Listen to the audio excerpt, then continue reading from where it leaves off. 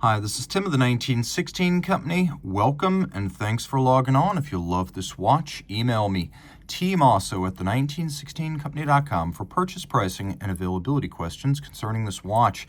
It's always fun to review a watch like this. It's like a test drive of a supercar. And here I am reviewing a watch that came out as a 66-piece edition in the year 2022, albeit with the qualifier that not all 66 would be made in 1 year, but rather they would be rolled out over a series of years at 22 per annum. Not every version of this Greubel Forsey GMT Balancier Convexe includes the factory integrated bracelet. So this is an option and a very expensive one on the watch. So in truth, it is even one of fewer than 66 since most of these were built on straps. The watch is grade 5 titanium, which is the good stuff. Light is grade 2 and equally hypoallergenic, but harder to scratch. And the timepiece, as you see it, I measure it side to side at 46.5 millimeters, and then lug to lug, the lug's effectively represented by the bezel at each end, it is also 46.5. But if you add these rather solid end links to the bracelet, the total distance across the wrist is a beefier 60 millimeters, and you can see it's chunky at 18.2 millimeters thick. Now, I think Greubel Forsey is probably the worst offender when it comes to stating the thickness of its watches. They're usually off by many millimeters, and I sort of suspect they're measuring without sapphires or something like that. Make no mistake, 18.2. You may wonder, given the presence of so much watch, but also so much titanium, is it light or is it heavy? And that's a great question. So in addition to dimensions, I'm going to give you the mass. And there you go. That's actually quite light for a full bracelet, oversized, multi-complication sports watch. I should also mention one of the qualities, water resistance, makes this watch water resistant to 100 meters with a push-down crown and thus swimmable. Throwing it on my wrist, which is 16 centimeters in circumference, it's actually not as hard to wear as you might expect, given a 60 millimeter end-link to end-link dimension. Now, it's a Greubel Forsey, so big is the look. The idea is not that this is going to look like a Datejust on your wrist. It isn't. You got the whole world not in your hand, but on your wrist. There's a globe, there's 2 time zones, a balance and escapement, a titanium movement, 2 coaxial mainspring barrels. It is a lot, and that's before we get to the world time function on the case back. So it is really designed to be outrageous, outlandish, and visible, and it is that. So if your wrist is my size, 16 centimeters circumference or larger, I'm going to opine, game on. Now, taking a look at this bracelet, it's a fascinating piece. Obviously provided by a supplier, it's one of the few pieces that Greubel Forsey does source externally. We have 3 different finishes. We have polished highlights, we have brushed satin, and then we have media blast, including hollows in the flank that extend the evacuation of the case band.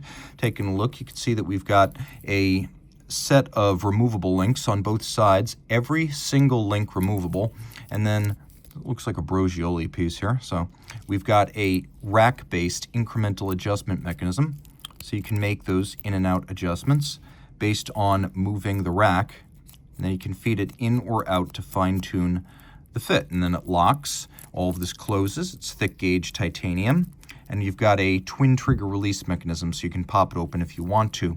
Rolling back to the case, you can see the profile features a combination of polish, media blast, and brushed satin. We've got the Greubel Forsey branded crown and this wonderfully convex bezel and sapphire crystal, which lend the model its name. GMT, that allows you to adjust the secondary time zone. Also important to note, most of what you see on this dial is made of titanium, including the hammered dial base. And then you can see we have titanium rings surrounding the globe, and the globe itself is titanium. And if you look very closely, you can see the metallic finish on the continents themselves. Now, we've got a rather conventional 12-hour hand that's sort of built around the Earth, and you can see that that is a unique orbital time display, but it is fundamentally a 12-hour display. So we've got our 2 12-hour displays, and then we have our 24-hour display encircling the globe, but unlike most world time systems, which will feature a counterclockwise rotating Louis Coutier style 24-hour display, you can see as this advances, The globe actually turns counterclockwise at half the speed of the hands, so 24 hours per revolution.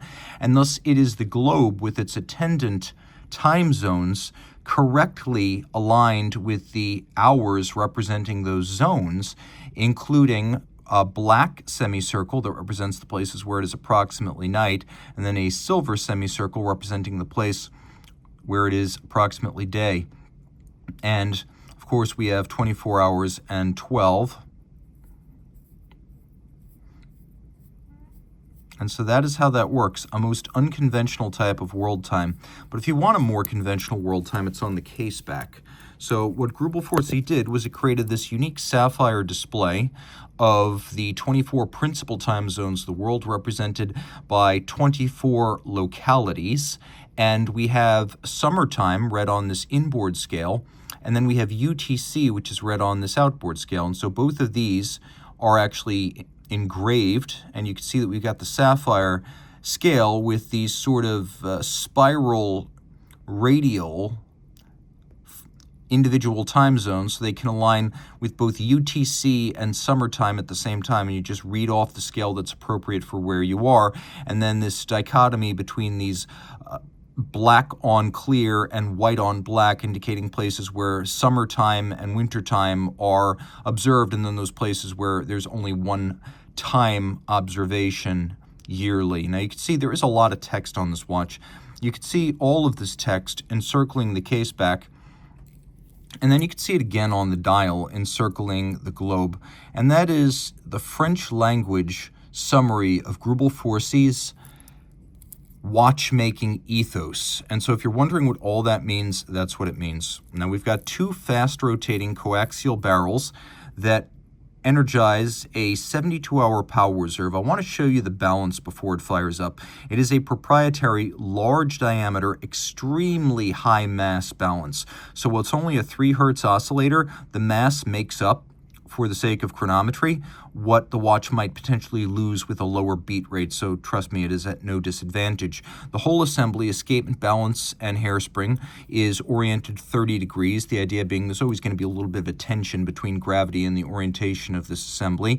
And it is free sprung for durability, but also precision of adjustment, as these screws on the balance are adjusted in pairs to change the polar moment or turning force to speed it up or slow it down. And then we've got a hand-shaped overcoil hairspring to center the mass of the overcoil and make the watch more positionally agnostic when you are tumbling underwater wearing your sports watch, or above the waves, or if it's just sitting on your dresser at night. That's also a fact of life.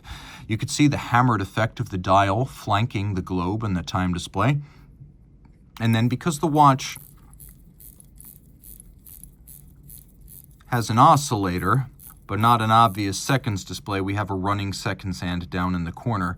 You can see that the bridges and plates of this movement are made of grade 5 titanium, furthering the continuity of design and materials, but also lightening it internally. You can see we have a mirror polished inner bezel that beautifully reflects the forms of the mechanisms, but also light back onto the dial itself.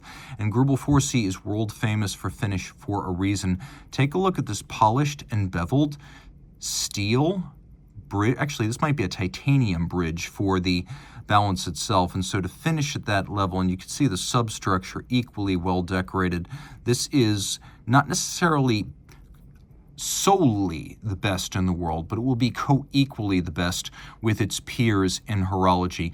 There are different styles in high-end watchmaking. Greubel Forsey represents one philosophy, that of its hometown of La Chaux-de-Fonds. You can even see little nods to the pocket watch era in the presence of a looks like a barrel arbor pivot in a golden chaton cup, as they would have been made in the pocket watch era. You can see black polished metal. You can see sharp interior angles where bevels converge.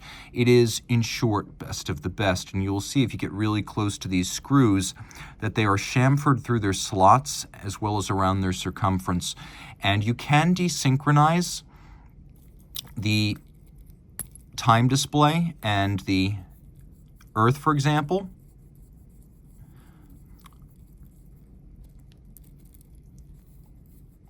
See how I'm now able to do that without the earth rotating? That's important to know. because you can desynchronize the rotation of the 12-hour and the 24-hour Earth, and that is how you do it. Pull the crown, hold the GMT button, and then adjust.